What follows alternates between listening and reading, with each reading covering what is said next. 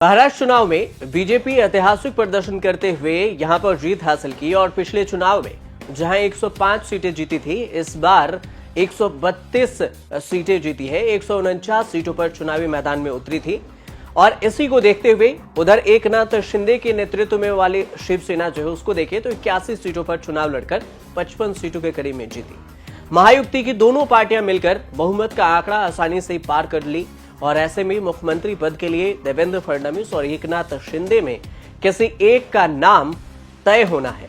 लेकिन सबसे बड़ा सवाल यह है कि आखिर कौन नाम तय होगा। महायुति की बम्पर जीत में बीजेपी का हिस्सा बेशक ही अहम रहा हो, लेकिन यह भी नहीं कहा जा सकता कि महायुति को इस मुकाम तक पहुंचाने में एकनाथ शिंदे की भूमिका कुछ नहीं रही। उनकी भूमिका को नकारा नहीं जा सकता। अपने सौम्य स्वभाव और बेजोड़ रणनीति की वजह से महाराष्ट्र के वोटरों में अच्छी खासी पैठ बनाई और डिप्टी सीएम रहते हुए देवेंद्र फडणवीस ने महाराष्ट्र की महाभारत में शिंदे के मजबूत सारथी के रूप में भूमिका भी निभाई। लेकिन सवाल वही है कि क्या सीएम पद के लिए कौन चुना जाएगा, देवेंद्र फडणवीस या एकनाथ शिंदे? अगले सीएम पद पर किसका दावा मजबूत होगा, इसका आधार पिछली महायुति सरकार की पृष्ठभूमि और चुनाव के नतीजों के जो फैसले हैं उससे तय किए जाएंगे। लेकिन ये भी जानते हुए कि शिवसेना के एकनाथ शिंदे बगावत के बाद महाराष्ट्र में महायुति की सरकार बनी और उस समय 105 सीटों वाली बीजेपी ने तय किया कि शिंदे के नेतृत्व में नए दल अब बनेंगे और वही सीएम बनेंगे। सीएम पद भी मिला और फडणवीस को डिप्टी सीएम का पद मिला। इसके बाद हुआ ये इस पर फैसला हुई कि आगे हम इस पर तय करेंगे कि देवेंद्र फडणवीस को क्या कुछ नया पोस्ट दिया जाए। ऐसे में अब जब बीजेपी अपनी जीत के आंकड़े को 132 पर ले गई है तो फिर समय आ गया है कि एकनाथ शिंदे अब बीजेपी को रिटर्न गिफ्ट में सीएम की कुर्सी सहजता से सौंप दे। लेकिन देवेंद्र फडणवीस एक बार फिर से पहले 5 साल महाराष्ट्र के मुख्यमंत्री रहे, लेकिन इस बार भी उनके धैर्य की परीक्षा हो रही है कि वो सीएम बनेंगे या फिर नहीं। लेकिन इस सब के बीच में अजित पवार ने इतना कह दिया है कि देवेंद्र फडणवीस को ही सीएम बनाना चाहिए। एकनाथ शिंदे के भविष्य का फिर क्या होगा? तीनों पार्टियां बैठेगी। हमारे जैसे आपको बताते हैं, जैसे हमने सीटों का बंटवारा हुआ, हमें कोई मतभेद हमारे में नहीं थे, आज भी कोई मतभेद नहीं है।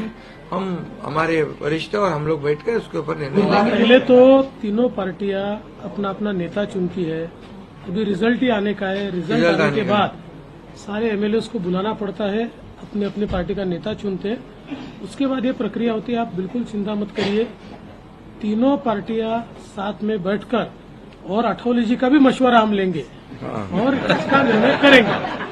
अब जबकि देवेंद्र फडणवीस ने महाराष्ट्र सीएम बनने की इतनी ज्यादा संभावना बन रही है तो सवाल है कि एकनाथ शिंदे के भविष्य पर क्या कुछ खतरा मंडरा सकता है या फिर उनके भविष्य का क्या होगा, उनकी भविष्य में भूमिका क्या होगी। विजय गठबंधन जो है डिप्टी सीएम देवेंद्र फडणवीस, उनके तरफ से बताया गया कि शिंदे को मोदी सरकार की केंद्रीय कैबिनेट में भी लाया जा सकता है। मतलब राज्य से हटाकर मोदी सरकार देवेंद्र फडणवीस को कैबिनेट में ले आ सकती है। ऐसी संभावनाएं तलाशी जा रही है कि देवेंद्र फडणवीस केंद्र में आ सकते हैं, लेकिन फिलहाल इस पर आधिकारिक मोहर तो नहीं लग पाई है। लेकिन यहीं पर देखा जाए तो दूसरा ये भी कहा जा रहा है कि शिंदे के नेतृत्व में ही सरकार बनाए या फिर शिंदे को डिप्टी सीएम बना दे। लेकिन ये भी बात है कि बीजेपी और शिवसेना दोनों सीएम पद को लेकर दबाव इन दोनों पर बन रहा है। भाषा का संतुलन कायम है, लेकिन दोनों के बीच में फिलहाल सीएम पद को लेकर खींचतान भी जारी है और अंदर ही अंदर बैठक पर बैठक भी हो रही है कि आखिर कौन बनेगा महाराष्ट्र का सीएम। पार्टी हाईकमान बीजेपी बड़े भाई की भूमिका में निकली है वहां से और इसी की वजह से बीजेपी को सबसे आगे देखा जा रहा है कि बीजेपी की रणनीति क्या होगी कि देवेंद्र फडणवीस वहां सीएम बनेंगे।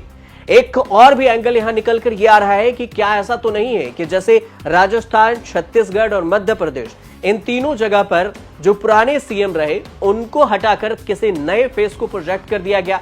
ये भी एक नई थ्योरी बन रही है, क्योंकि ऐसा ही हुआ था 2014 में जब देवेंद्र फडणवीस नए सीएम बने थे। तब रेस में कोई और था, लेकिन उस वक्त विनोद तावड़े भी रेस में थे, लेकिन उन्हें मौका नहीं मिला और देवेंद्र फडणवीस को मौका मिल गया।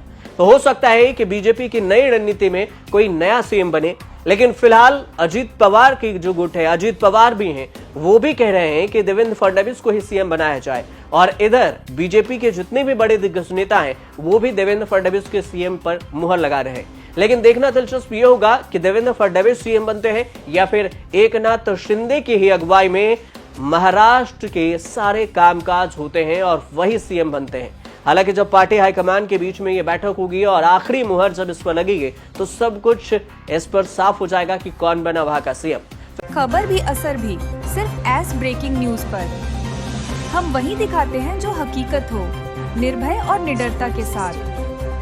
आज ही चैनल को सब्सक्राइब करें। विज्ञापन देने के लिए संपर्क करें।